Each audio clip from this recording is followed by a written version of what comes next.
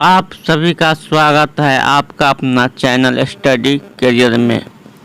आज सवाल देखेंगे क्लास 10th में पूछे गए मैथ का क्वेश्चन है जो चैप्टर बहुपद से पूछे गए ऑब्जेक्टिव क्वेश्चन है। आइए हम वीडियो के माध्यम से क्वेश्चन को सॉल्व करेंगे। सवाल 1 में कहा गया है यदि द्विघात बहुपद इतना इतना का शून्यक अल्फा और बीटा हो तब अल्फा प्लस बीटा का मान क्या होगा। तो यहाँ पर क्या है, ए का मान कितना है, एक का मान होगा 1 होगा और बी का मान क्या हो जाएगा -1 और सी का मान कितना हो जाएगा 4 और अल्फा प्लस बीटा बराबर होता है -b/a। तो बी का मान कितना है -1, तो माइनस क्या होगा प्लस, ए का मान क्या हो गया 1, तो 1 से 1 कट जाए तो क्या हो जाएगा 1 हो जाएगा। जो ऑप्शन नंबर क्या होगा इसका सी होगा करेक्ट आंसर, 1 होगा इसका करेक्ट आंसर। चलिए हम सवाल नंबर 2 पर चलेंगे। सवाल नंबर 2 में कहा गया है द्विघात बहुपद के शून्यकों की संख्या क्या होगा। शून्यकों का संख्या होता है द्विघात समीकरण में जितना घात उतना ही क्या होगा, जितना घात होता है उतना ही क्या होता है शून्यक का मान होता है। तो द्विघात का होगा शून्यकों का मान कितना निकलेगा 2 होगा। जो ऑप्शन नंबर क्या होगा ए होगा। जितना घात होता है उतना ही शून्यक का मान निकलेगा। जो ऑप्शन नंबर क्या होगा इसका सही करेक्ट ए होगा।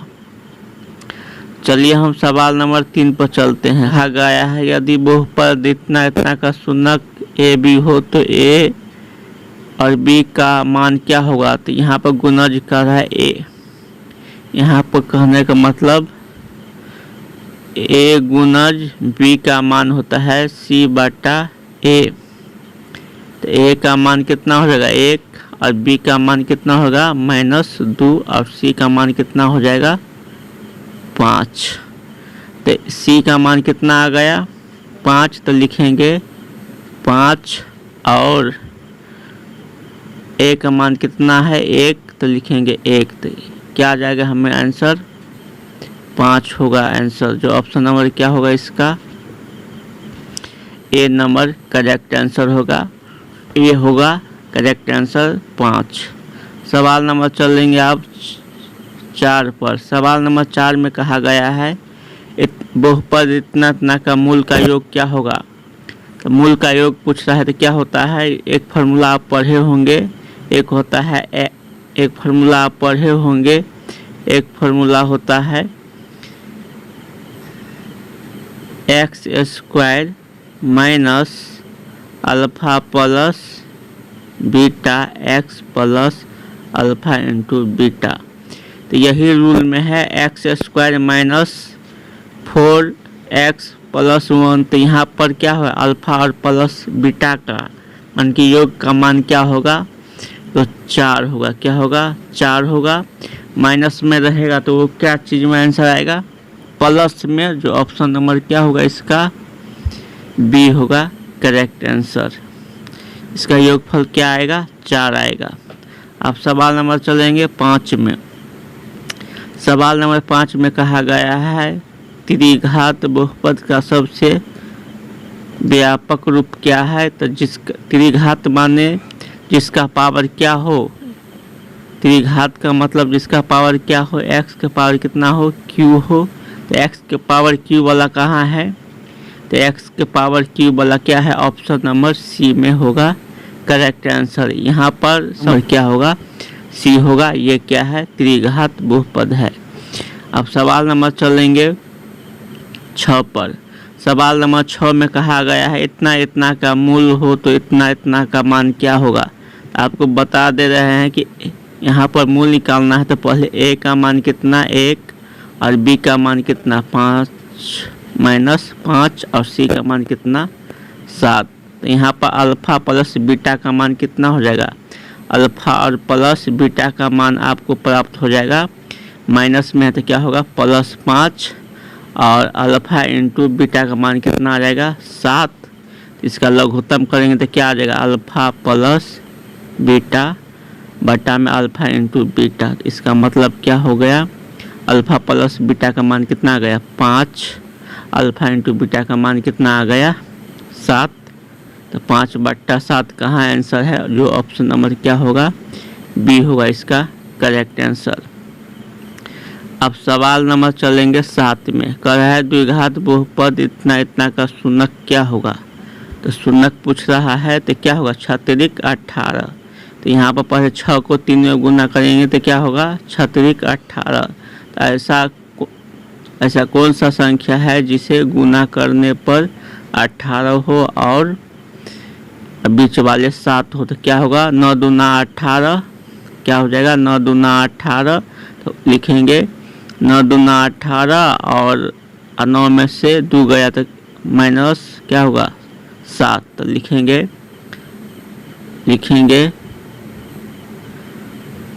6x² minus 9x plus 2x minus कितना 3।